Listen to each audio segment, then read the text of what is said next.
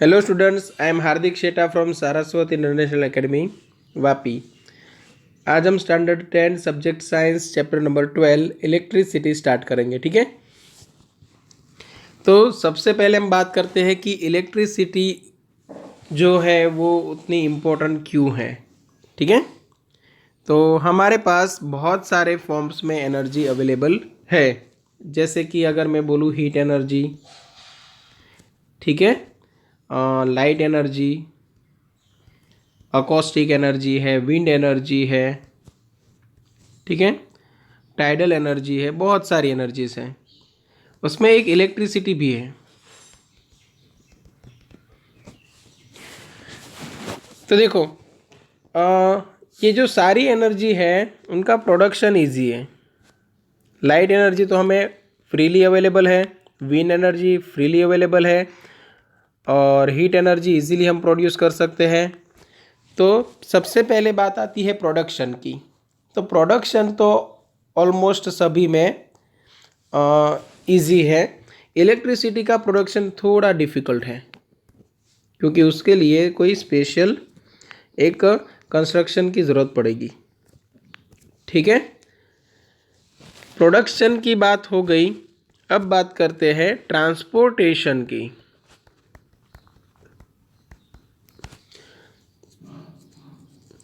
ठीक है, एक इसमें एक और ऐड कर देते हैं, केमिकल एनर्जी।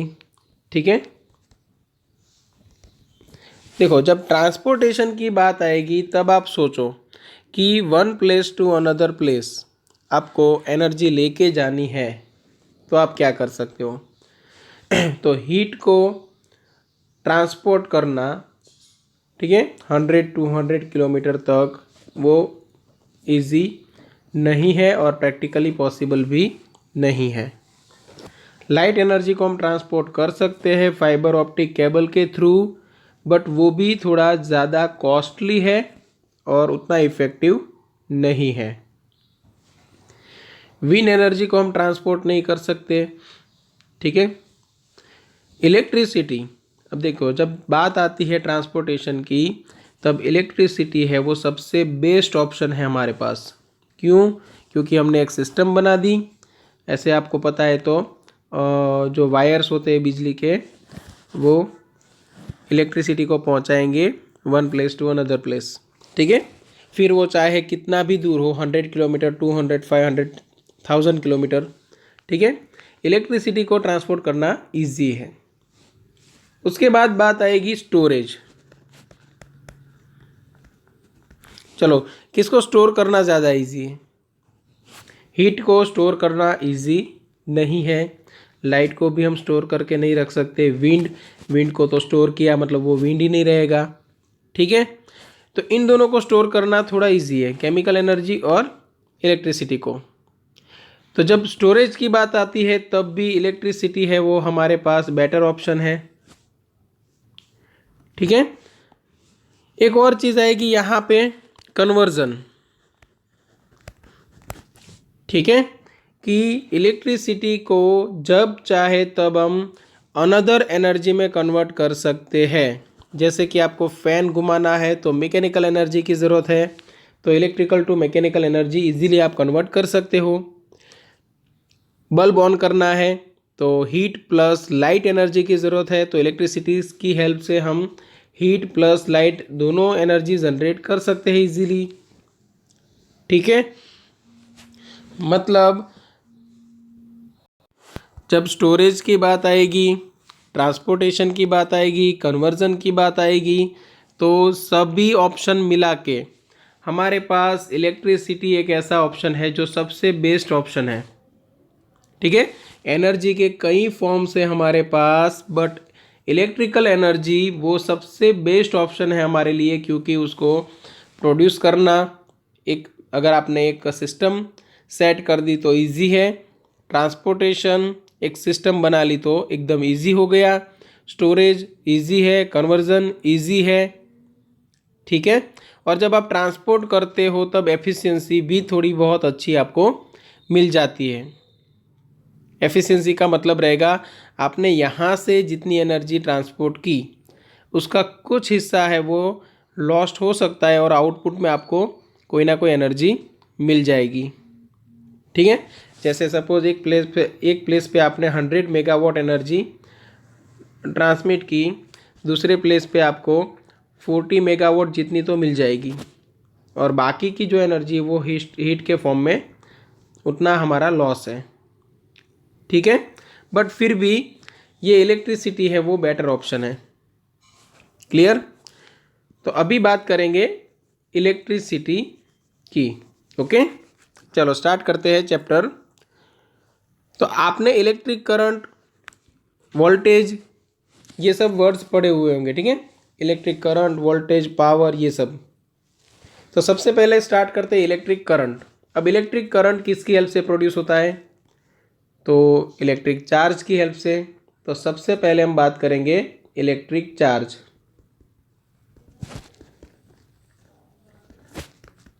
अब चार्ज क्या है? तो आपने ये भी पढ़ा हुआ है कि एटम के अंदर एक न्यूक्लियस होता है, न्यूक्लियस के अंदर positively charged protons and chargeless particles neutrons होते हैं, और आउटर ऑर्बिट में इलेक्ट्रॉन्स। अब अगर मैं कंडक्टर की बात करूं, जैसे एल्यूमिनियम है, मैग्नीशियम है, ठीक है, आयरन है, कॉपर है, तो उनके पास फ्री इलेक्ट्रॉन्स होते हैं। क्यों? क्योंकि उनकी आउटर ऑर्बिट में, सपोज एल्यूमिनियम में ले लूँ तो उसका एटॉमिक नंबर है 13, इलेक्ट्रॉन कॉन्फ़िगरेशन होगा 283। तो आउटर ऑर्बिट में 3 इलेक्ट्रॉन है, ये एल्यूमिनियम जो है उसको लूज करना चाहता है। ठीक है, मतलब आपने अगर थोड़ी बहुत एनर्जी सप्लाई कर दी तो यहाँ पे ये जो इलेक्ट्रॉन्स है वो फ्री हो जाएंगे और कंडक्शन में अपना हिस्सा लेंगे। ठीक है, तो समझो कि एक अगर वायर है, ऐसा कोई एक वायर है जिसका मैं यहाँ पे एक आपको जूम किया हुआ एक डायग्राम दिखाता हूँ। हमारे घर पे जो वायर होते हैं ना, कॉपर के वायर, एकदम पतला सा वायर होता है, वही वायर है, बट हम यहाँ पे जूम करके देख रहे हैं। तो जिसके अंदर आपको क्या मिल जाएगा? पॉजिटिव न्यूक्लियस और कुछ फ्री इलेक्ट्रॉन्स, है ना। तो यहाँ पे कुछ यहाँ पे फ्री इलेक्ट्रॉन्स हैं। अब देखो, कोई कोई इलेक्ट्रॉन है वो ये डायरेक्शन में मोशन करता हुआ नज़र आएगा, आपको समझना। इलेक्ट्रॉन है उनकी मोशन आपको, कोई कोई इलेक्ट्रॉन ये डायरेक्शन में भागेगा, कोई ये डायरेक्शन में, कोई ये डायरेक्शन में, कोई ये डायरेक्शन में, यहाँ पे ऐसे ऊपर।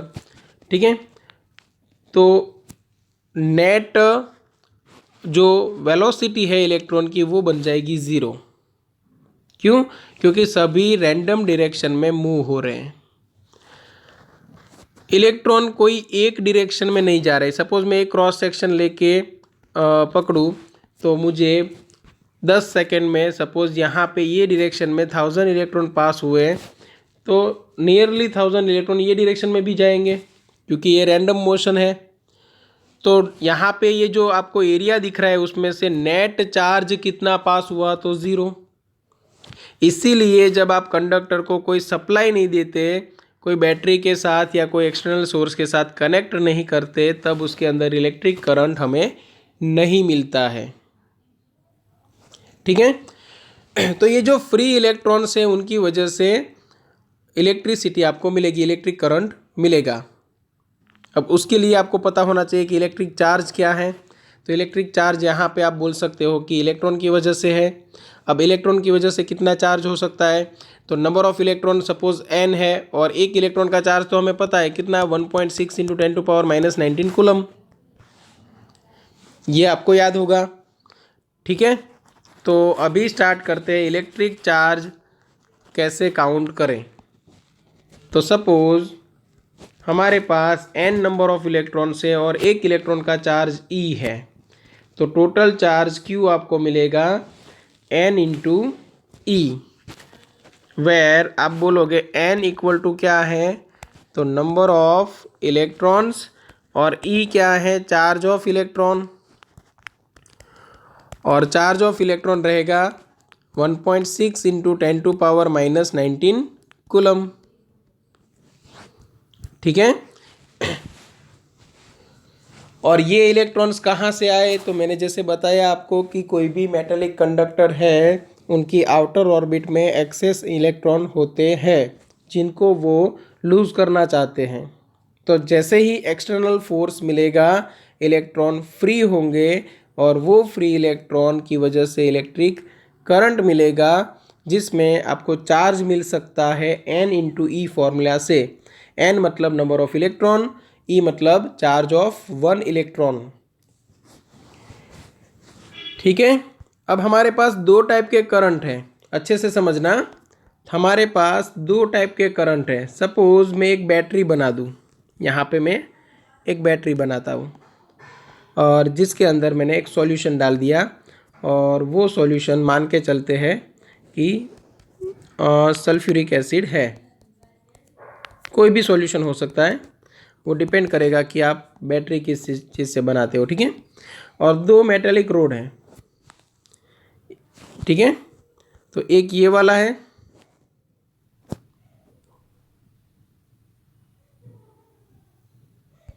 और एक दूसरा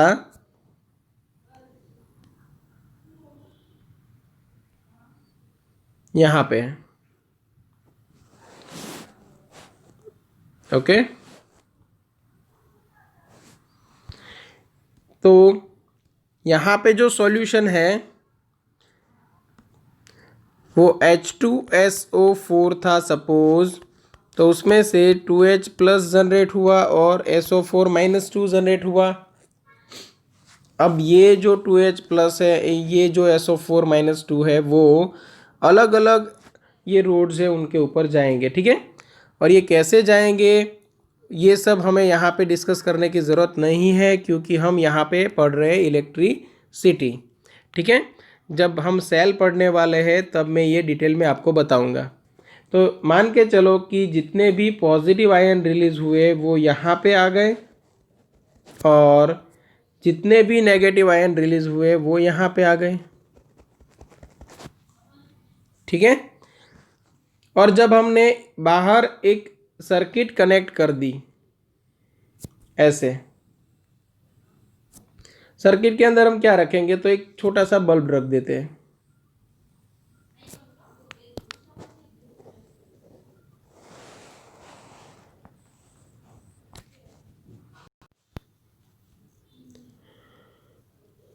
तो अभी चलो यहाँ पे ये जो इलेक्ट्रॉन है समझना, ये जो इलेक्ट्रॉन्स आपको यहाँ पे दिख रहे हैं, ठीक है, ये जो पूरे रोड में आपको इलेक्ट्रॉन्स दिख रहे हैं उनको जाना है पॉजिटिव आयन्स के पास। तो आप बोलोगे कि यहाँ से भी तो जा सकते हैं, तो यहाँ से नहीं जा सकते। क्यों? क्योंकि यहाँ पे केमिकल फोर्स ने उनको सेपरेट किया है। अब वो फोर्स तो उनको अपोज कर रहा है, मतलब यहाँ पे अगर कोई इलेक्ट्रॉन आया तो उसके ऊपर फोर्स लगेगा उस डायरेक्शन में, केमिकल फोर्स। मतलब इलेक्ट्रॉन यहाँ से यहाँ तक नहीं पहुँच सकते। आपने दूसरा पाथ कनेक्ट कर दिया तो कंपलसरी उनको कहाँ से जाना पड़ेगा, ये पाथ से। ऐसे गए, बल्ब के अंदर से पास हुए और फिर ऐसे पॉजिटिव आयंस के पास आएंगे। जब एक इलेक्ट्रॉन निकलेगा और वो सामने एक पॉजिटिव आयन के पास पहुंचेगा, तब पॉजिटिव नेगेटिव मिलके न्यूट्रल हो जाएंगे। तब हम बोलेंगे कि बैटरी का चार्जिंग ख़त्म हो रहा है। चार्ज है वो ख़त्म हो रहा है, मतलब डिस्चार्ज हो रही है। ठीक है, तो जितनी देर तक आप बल्ब है उनको ऑन करके रखोगे उतनी देर तक आपको बैटरी में डिस्चार्जिंग दिखाई देगा। बैटरी है वो ग्रेजुअली डिस्चार्ज होगी। ठीक है, तो यहाँ पे इलेक्ट्रॉन की वजह से फ्लो जनरेट हुआ, तो यहाँ से ये डायरेक्शन में जो करंट आपको मिल रहा है, समझना, आपको जो ये इलेक्ट्रॉन की डायरेक्शन में जो करंट मिलेगा उस करंट को हम क्या बोलते हैं, रियल करंट।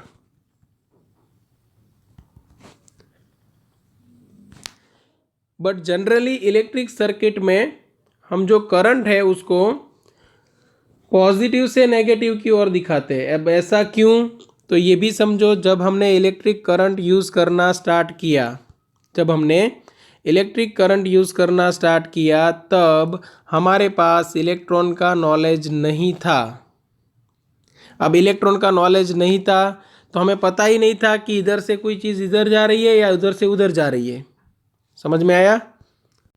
तो हमने क्या किया, हमें इतना पता था कि ये टर्मिनल्स को कनेक्ट करें, यहाँ पे कुछ ऑन होता है या फिर यहाँ पे कोई इफ़ेक्ट नज़र आती है, इसलिए हमें ये लगता था कि वायर के अंदर से कुछ ना कुछ पास होता है। तो हमने दो टर्मिनल को, एक को एनोड एक को कैथोड नाम दे दिया था। ये एनोड है, ये कैथोड है। और फिर हमने क्या किया था, हमने ये बोल दिया था कि कुछ ना कुछ पास हो रहा है एनोड टू कैथोड, जिसको हमने नाम दिया चार्ज। ठीक है, तो चार्ज पास हो रहा है एनोड टू कैथोड, और ये करंट है वो हमने मान के चले कि anode to cathode electric current होता है। अब बाद में पता चला कि इलेक्ट्रॉन की वजह से करंट जनरेट होता है, बट फिर हमने करंट की डायरेक्शन चेंज नहीं की। क्यों? क्योंकि हमने ये डायरेक्शन को लेके, करंट की ये डायरेक्शन को लेके बहुत सारे रूल्स बनाए थे, बहुत सारी बुक्स भी लिखी हुई थी। अब अगर करंट की डायरेक्शन हमें पता चले कि रियल तो ये है और उसको हम चेंज करें, तो फिर बहुत सारी बुक्स, बहुत सारे लॉज चेंज करने पड़ते थे। फिर ये सोचा गया कि करंट की डायरेक्शन ऐसे इलेक्ट्रॉन की वजह से लो या तो पॉजिटिव चार्ज की वजह से ऐसे लो, कोई फ़र्क नहीं पड़ता, डायरेक्शन से कोई फ़र्क नहीं यहाँ पे पड़ेगा। तो फिर हम ये करंट को एक्सेप्ट करके चले, इसलिए ये करंट को बोला जाता है कन्वेंशनल करंट। कन्वेंशनल मतलब रिवाजिक, जो पहले से हमारे रिवाज बने हुए हैं और हम ऐसे ही उनको मानते आ रहे, वही।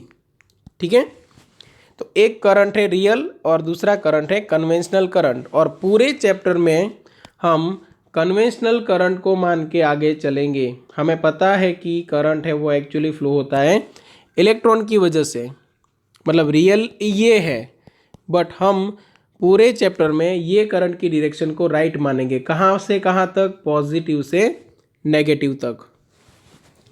ठीक है, देखो अभी तक कुछ समझ में नहीं आया है तो भी टेंशन मत लेना, क्योंकि ये सब एक्स्ट्रा था, अभी हम चैप्टर स्टार्ट करने जा रहे हैं। ठीक है, और आप फर्स्ट टाइम अगर इलेक्ट्रिसिटी पढ़ रहे हो तो उतना इजी तो नहीं लगेगा, 2-3 लेक्चर जाएंगे, उसके बाद ऑटोमेटिक आप समझने लगोगे।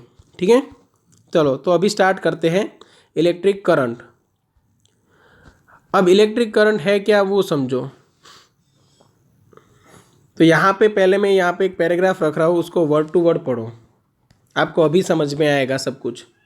देखो, how do we express electric current? Electric current is expressed by the amount of charge flowing through a perpendicular area in unit time. ये उसकी डेफिनेशन हो गई, तो ये अच्छे से याद रखनी है इलेक्ट्रिक करंट की डेफिनेशन। ठीक है, अब इलेक्ट्रिक करंट की डेफिनेशन में है क्या, समझो कि आपके पास एक कंडक्टर है कुछ इस तरह, और कंडक्टर को हम थोड़ा ज़्यादा जूम करके देखते हैं।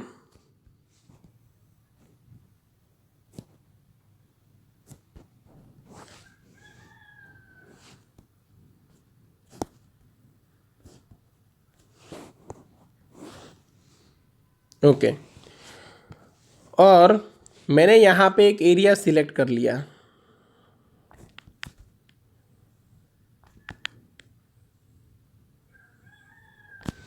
फिर हमने क्या किया, एक तरफ से बैटरी कनेक्ट कर दी। तो यहाँ पे समझ लो कि मैंने बैटरी कनेक्ट कर दी। अब मैं पूरी बैटरी तो एक साथ दिखाऊंगा नहीं, यहाँ पे हर बार मुझे ड्रॉ करना उतना इजी नहीं रहेगा, इसलिए हम क्या करेंगे, एक सिंबल है उसका यूज़ करेंगे। तो ये बैटरी का सिंबल है, समझना, बैटरी के वोल्टेज का ये सिंबल है। और आपको ये मान के चलना है जो लंबा वाला जो टर्मिनल है वो पॉजिटिव है, और जो ये छोटा वाला आपको दिख रहा है वो नेगेटिव है। और इलेक्ट्रिक करंट की डायरेक्शन आप लोगे पॉजिटिव टू नेगेटिव। हाँ, इलेक्ट्रॉन है उनका flow opposite to electric current, मतलब इलेक्ट्रॉन ऐसे ऐसे ऐसे ऐसे दौड़ रहे हैं, समझो, बट इलेक्ट्रिक करंट ऐसे दौड़ रहा है। ओके, तो इलेक्ट्रिक करंट है वो आप ड्यू टू पॉजिटिव चार्ज लोगे, और जो रियल करंट है वो ड्यू टू नेगेटिव चार्ज। अब यहाँ से जो चार्ज पास होगा, समझो, यहाँ से जो चार्ज पास होगा वो हमें देखना है कि पर यूनिट टाइम कितना चार्ज पास होता है, और उसी से हम पता लगाएंगे इलेक्ट्रिक करंट। मतलब इलेक्ट्रिक करंट का फॉर्मूला क्या बनेगा, electric current equal to charge per unit time. ठीक है, और वहीं पे अगर चार्ज की जगह पे एन ई रख दूँ तो N E divide by T. तो इलेक्ट्रिक करंट के ये दो फॉर्मूला आपको याद रखने हैं।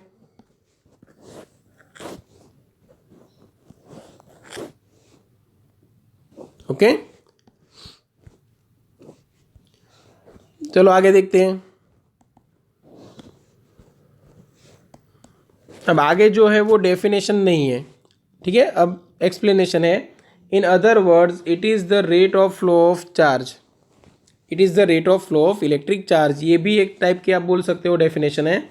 ठीक है, in circuits using metallic wires electrons constitute the flow of charge. Electron की वजह से फ्लो ऑफ चार्ज मिलता है। However electrons were not known at the time when the phenomena of electricity was first observed. जब हमने first time electricity को observe किया तब इलेक्ट्रॉन के बारे में हमें पता नहीं था। So electric current was considered to be the flow of positive charge and the direction of flow of positive charges was taken to be the direction of electric current. Okay, और फिर ये याद रखना है आपको, conventionally in an electric circuit the direction of electric current is taken as positive to the direction of the flow of electron, sorry, opposite to the direction of flow of electrons which are negative charges। समझना, conventionally electric current की direction हम लेते हैं opposite to the direction of flow of electrons. Clear. और electric current का formula बनेगा I equal to Q by T, या तो आप लिख सकते हो I equal to N E by T, where Q is the amount of charge passing through given area in unit time. Okay, और जब यूनिट टाइम की बात आ जाएगी तब हम मान लेंगे कि वो इलेक्ट्रिक करंट है। ठीक है, अब हम बात करते हैं यूनिट की। चलो, इलेक्ट्रिक करंट का यूनिट क्या बनेगा, तो यूनिट ऑफ इलेक्ट्रिक करंट, चलो इलेक्ट्रिक चार्ज का यूनिट होता है कूलम, और डिवाइड बाय टाइम है, टाइम का क्या होता है, सेकेंड। तो आप कूलम पर सेकेंड बोल सकते हो, कूलम पर सेकेंड। या तो समझो, सबसे पहले में हम लिख लेते unit of electric charge, unit of electric charge रहेगा कूलम। अब बात करते हैं यूनिट ऑफ इलेक्ट्रिक करंट। तो देखो यहाँ पे ऊपर क्यू है तो कूलम आएगा, नीचे टाइम है तो सेकेंड आएगा, तो क्या बनेगा, कूलम पर सेकेंड। और ये जो कूलम पर सेकेंड है उसी को हम क्या बोलते हैं, एम्पियर।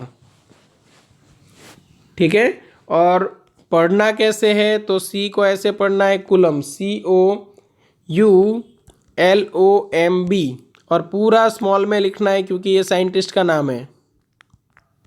साइंटिस्ट का नाम जब यूनिट के लिए यूज़ करो तो अगर पूरा लिखना है तो पूरा स्मॉल में, और जब यूनिट में लिखो मतलब सिंबल में, तब आपको कैपिटल में लिखना है, तब आपको फर्स्ट लेटर कैपिटल करना है।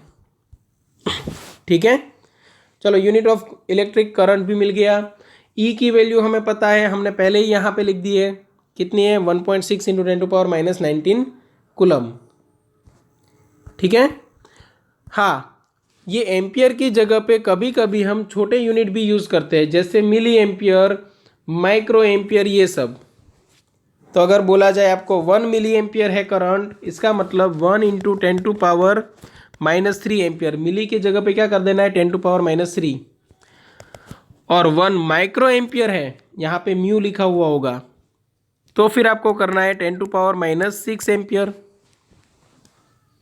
ठीक है, तो ऐसे यूनिट्स भी हम यूज़ करते हैं। चलो यहाँ तक सब कुछ क्लियर होगा। तो पूरी इलेक्ट्रिकल सर्किट कैसे बनेगी, पूरी जो इलेक्ट्रिकल सर्किट है वो कैसी बनेगी?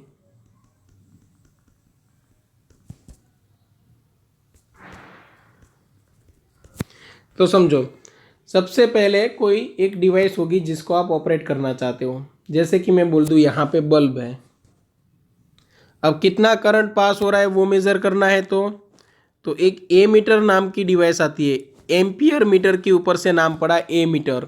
एम्पियर किसका यूनिट है? करंट का। मतलब वो क्या मेज़र करेगा? करंट।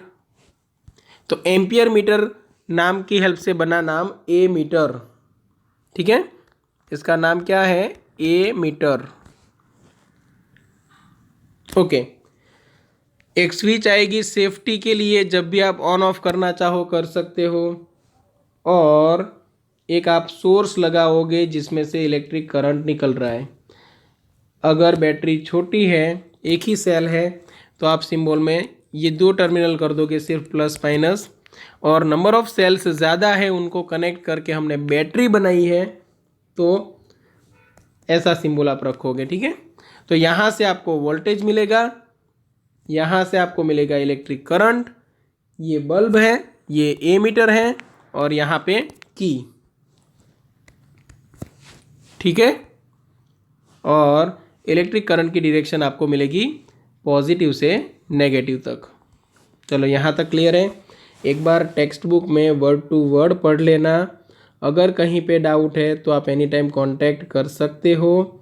और हाँ, ये चैप्टर में हर एक लेक्चर अच्छे से देखना है और साथ साथ नोट्स भी बनाती जानी है। ठीक है, जैसे जैसे चैप्टर आगे बढ़ता जाए वैसे वैसे अपनी नोट है वो कंप्लीट करते जाओ। और एग्ज़ाम के लिए भी ज़्यादा इम्पोर्टेंट चैप्टर है तो अच्छे से ध्यान देना। ठीक है, और अगर आप 11th-12th स्टैंडर्ड में साइंस में एडमिशन लेते हो तो आपको मैं ये अभी से बता दूं कि 12th स्टैंडर्ड का 60% सिलेबस इलेक्ट्रिसिटी के ऊपर ही है। 12th स्टैंडर्ड का 60% सिलेबस में आपको ये चैप्टर काम आएगा। ठीक है, तो अच्छे से ध्यान देना, और अगर कहीं पे छोटा सा भी डाउट है तो पूछ लेना। ठीक है, चलो यहाँ तक रखते हैं। नेक्स्ट लेक्चर में हम सिलेबस को आगे बढ़ाएंगे। Okay, thank you.